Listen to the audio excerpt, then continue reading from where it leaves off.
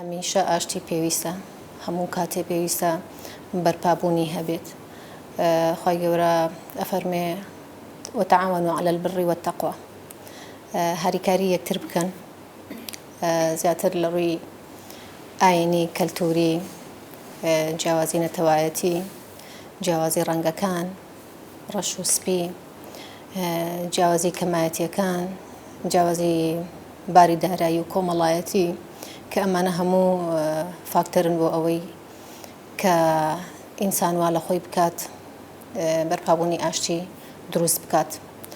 کوردیش بەدەر نییە لەوەی کەوا مۆرکێکی زۆر جوانی پێوەیە کە بەوە ناسراوە هەمیشە ئاشتی خواز بووە. بۆ نمونە کە زیندووترین نمونەمان هەیە لە شاری کەرکووکە. شاری کەرکووک شارێکی کوردیە، سەیرەکەی هەموو نەتەوەکانی تایە وەکو عەرەب و کورد و تورکمان و مەسیحیەکان.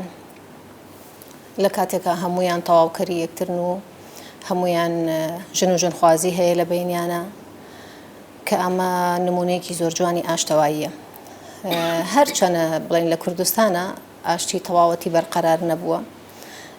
بەهۆی حکمی سیاسی دەرەوە و ناوەوە کە زۆربەی زۆری جار تەئسیری کردوتە سەر لایەنەکان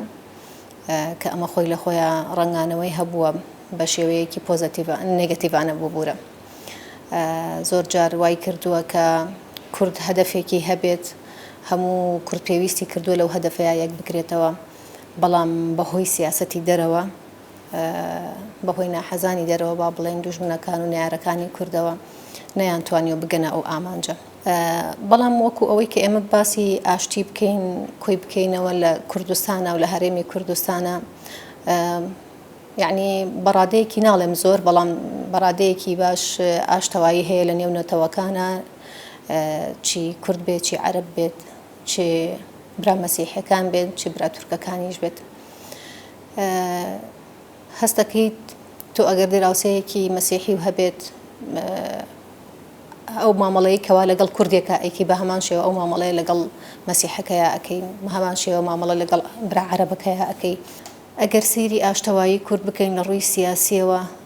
نەیان هێشتووە بەو شێوەیەی کەوا کورد ویستوێتی ئاشتەوایی هەبێت. ئەوەش بەهۆی حکمی دەسەڵاتە دەرەکیەکانی دەرەوە. زۆربەی زۆری جار سەیرەکەین لە بابەتێکە ئەگەر بابەتەکە سیاسی بوو بێت لە بینی هەتا کوردەکانە ناحەزیان دروست کردووە، شەڕیان دروست کردووە، نەیان هێشتۆ بگەنە ئەو مەبەستەی کەوا هەمانە. ئەمەش بەهۆی ئەوەی کەوا ئامانجی سیاسیەکان لە دەرەوە ئەوەیەکەوە ئاشتی لە کوردستانە سنووردار بێت، ئەو ئاشتیە نەبێت کەوا لایەنەکان و حیزبەکان و هەرێمی کوردستان ئەیەوێت. تورکیا ئێستا سەقامگیری نەهێشتووە لە سنوورەکانی مەنتیقەی بڵێن زۆنی زەردە باوا باس بکەین و هەندێک جار لە زۆنی سەوزیشە. ئەمە خودی حکوومەتی هەرێمی کوردستان پێویستە ئیشی لەسەر بکە وەکو ناوچەکە، و خودی حکوومەتی عێراق پێویستە ئیشی لەسەر بکە وەکو سنووری حکوومەتی عێراق. بۆیە بێدەنگ بوون لەسەر ئەوەی کەوا ئەم شتانە ڕوو ئەدەن، درۆنەکان ئیشی خۆیان ئەکەن، دارستانەکان ئەسووتێنرێن، چی لەلایەن تورکیاوە بێت، چی لەلایەن ئێرانەوە بێت، چی لەلایەن دەستەکانی ترەوەی بێت، نایارەکانی تری حکوومەتی هەرێمی کوردستان و دەسەڵاتی کوردستانەوە بێت. بەڕاستی قابلی قبول نییە کە لایەنەکان وەکو حیزبەکان و هەروەها حکوومەتی هەرێمی کوردستان بەعام یعنی قابلی قبول نییە کەوا بێدەنگن لێی، خۆی لە خۆیان علامەتی ئیستیفهام دروست دەکات لە لای هەر تاکێکی کورد، چونکە ئێمە کە سەیر ئەکەین زۆربەی زۆری خەڵکی سیڤیل لە پێوەی ئەبێت، خەڵکانێکن ئەسڵەن گوناحیان نییە و دەستیان لە حیزبان نییە، دەستیان لە سیاسەتان نییە پێوە ئەبن. ئەمە وەکو مافی مرۆڤیش هەر قابلی قبول نییە. ئەوەی کەوا ئێستا ڕوئەیە لە هەرێمی کوردستانە بەهۆی تەقینەوەکان و بەهۆی درۆنەکانەوە ئەمانە هەموو کێشە دروست ئەکات بەوەی کەوا شتی سەقامگیر نییە سەقامگیریش نابێ بەڕاستی هەستەکەی وردە وردە کەسەکان ترسێک لە دڵیانە دروست ئەبێت هەستەکەی وردە وردە کەسەکان کاڵبوونەوەیەک لە ڕۆحیانە دروست ئەبێت بەوەی کە ئیشەکانیان ئەوەستێ تەسیرەکاتە سەر بازرگانی تەسیرەکاتە سەر خوێنەواری تەسیرەکاتە سەر هەموو قۆنەغەکانی ژیانی ئینسان تەسیرەکاتە سەر گەشت و گوزاریش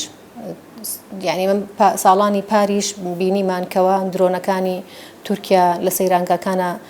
چەند کەسی کە لە پاچە کرد و شەهیدی کردن بەڕاستی ئەمانە هەموو یعنی چۆنەڵێ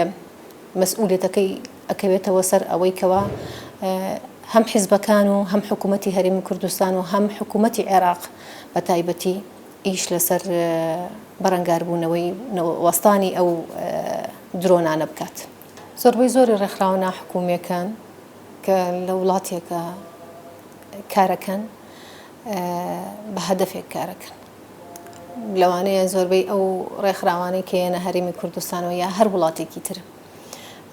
پارەیەکی زۆر بڵێن بە پارەیەکی زۆر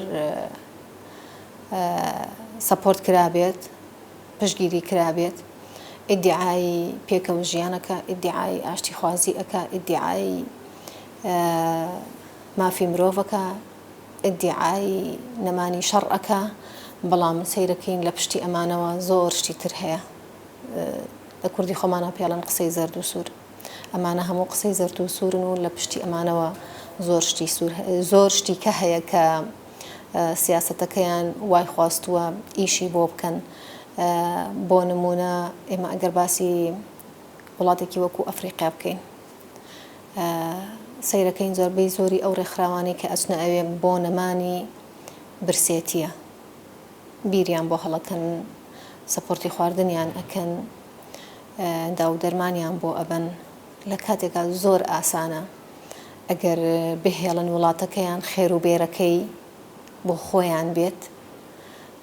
زۆر وەزعیان باشە بێت پێویستیان بە هیچ ڕێکخراوێکی دەرەکی نییە کە بێت ئەو ئیشانەیان بۆ بکات بەڵام هەدەفی ئەوان ئەوەیە بڵێن بردننی خێر و بێری وڵاتەکەیە لە ڕێ ڕێکخراوەکانەوە کوردستانیش زۆربەی زۆری ڕێکخراوەکان بینیمان کە ئیدعای زۆر شتی باشیان ئەکرد بەڵام لە پشتی ئەوەوە هەدەفێکیان هەبوو